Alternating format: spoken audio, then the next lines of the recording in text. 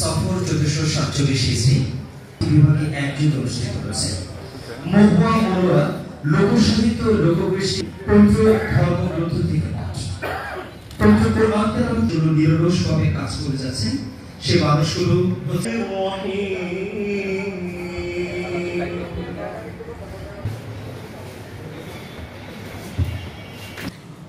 ইলিশ পান্তা ছিল আমাদের একটি জনপ্রিয় খাবার। ইলিশের দাম আকাশচুম্বী হওয়াতে আমরা পান্তা বিলাসে যোগ করেছি তেলাপিয়া বিলাস।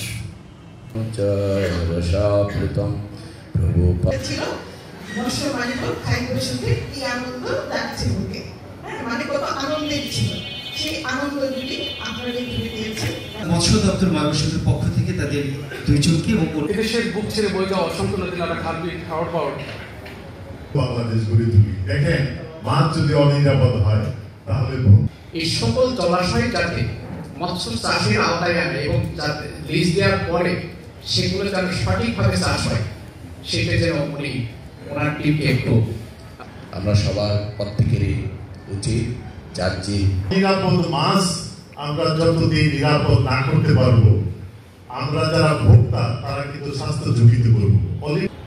বিশেষ অতিথি হিসাবে উপস্থিত আছেন এই চাষকৃত যে মাছটা সেখানে যে ফিডটা ব্যবহার করা হচ্ছে সেই ফিডের ব্যাপারে আমার মনে হয় যে আমাদের খুব মনোযোগী হওয়া দরকার।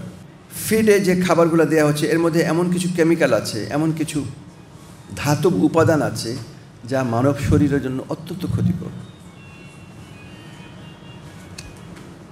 হয়তো গবেষণায় তারা পেয়েছেন যে এই ধরনের ফিডের মধ্যে কিছু স্টেরয়েড আছে যেটা দিলে মাছ খুব দ্রুত বড় হবে, বর্ধিষ্ণু হবে, বেশি ওজন হবে, লাভ বেশি হবে। কিন্তু মাছের যে মূল উদ্দেশ্য মানুষের আমিষের চাহিদা পূরণ করা, সেই আমিষের চাহিদা পূরণ করতে গিয়ে আমরা আবার নতুন কোনো রোগের জন্ম দিচ্ছি কিনা সেটা একটু ভাবতে হবে। বিভিন্ন গবেষণায় উঠে এসছে কিছু কিছু মাছে এই ধাতবের পরিমাণ অনেক বেশি পাওয়া যাচ্ছে।